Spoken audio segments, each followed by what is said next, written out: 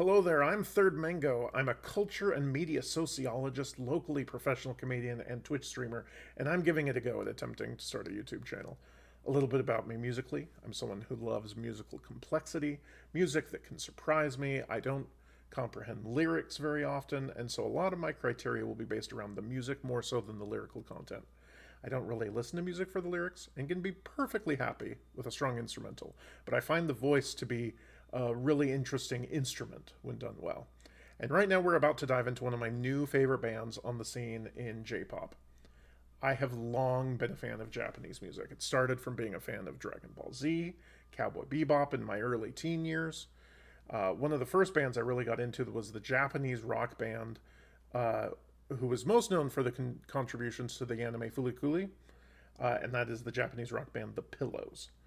I've listened to most of their albums. I found a real home in Japanese music.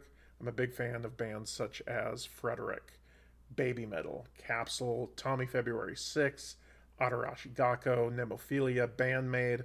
So I have a decent history in Japanese music.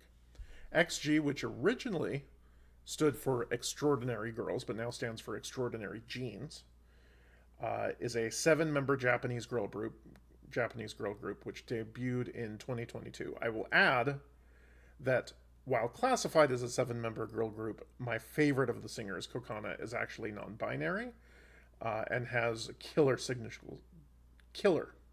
style, which I think is so cool. Which is why the band decided to change the meaning of G to jeans instead of girls, which is badass in its own right. There's some discussion on the actual genre of XG, since they're Japanese but come from a Korean system and have lyrics in Japanese, Korean, and English. Uh, but they've gone on record as saying that they do all three languages to appeal to the widest base of an audience, and I think that's badass too.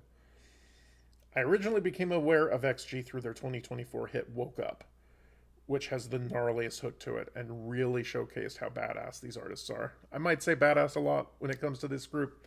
I think that they're a bunch of badasses. But let's dive into some key tracks. First off, Gala. Second track, 5 stars. Truly song of the album. It's clear why. Music video is on point. It's the hit. The mix of the musical journeys across the song really works for me. It does a really good job of showcasing each member, and I feel like they really uh, hit on what their musical styling is through this song. The song after it, Rock the Boat, 4.5, very good follow up to Gala, a little bit more of a traditional pop song, still works quite well.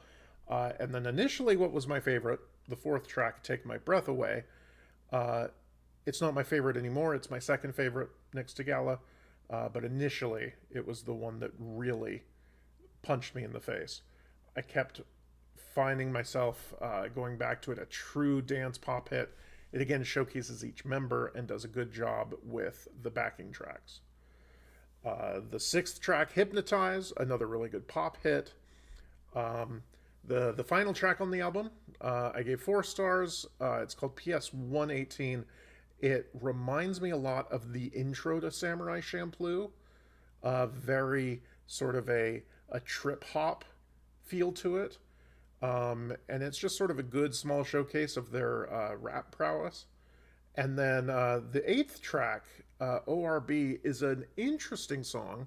I don't like it as much as the others, but I wanted to showcase it specifically because it feels almost like they're trying to do a 2000s pop punk song. It feels very Avril Lavigne, which I found to be very interesting on a Japanese pop record. So the other end of the album comes in the form of their love ballads. I've mentioned before on this channel, I am not a big fan of love songs. They tend to be very lyrically based, and I don't really give a shit about lyrics all that much, and especially when half of the lyrics are in Japanese and Korean. It doesn't really hit for me, so those are tracks like No Good and Four Seasons, which are doing decently well, but they're just not my vibe. And so overall, I'm giving this album 4.5 out of 5. It's still a fantastic album, and as of right now, it's my third best album of the year. but we'll have to see what some of the other albums are that come out this year. So, do you agree with this ranking? What J-pop and K-pop are you into? Do you have any recommendations? Go ahead and throw them in the comments below. I was first recommended this album on my Twitch stream, which you can find at twitch.tv/thirdmango. We play a music guessing game there called Whatsamusic. I'm live every Sunday and Thursday night at 6 p.m. Eastern. Whatsamusic is a music guessing game in which you basically enter a song and then people guess what song you put in based on a 30-second clip. So think like pub quiz, music rounds, just over and over, where everyone puts in a song and you all guess. And because my channel is very musically inclined, I have a channel point redemption where people can recommend albums for me to listen to, and this was one of those albums that somebody recommended for me. And so, since I was already ranking the album, I thought, why not throw it on YouTube as well? So, anyways, feel free to like and subscribe here. And at the moment, this is still just the beginning, just trying something out. I have plans on doing some discographies, doing some more album reviews, and I have some.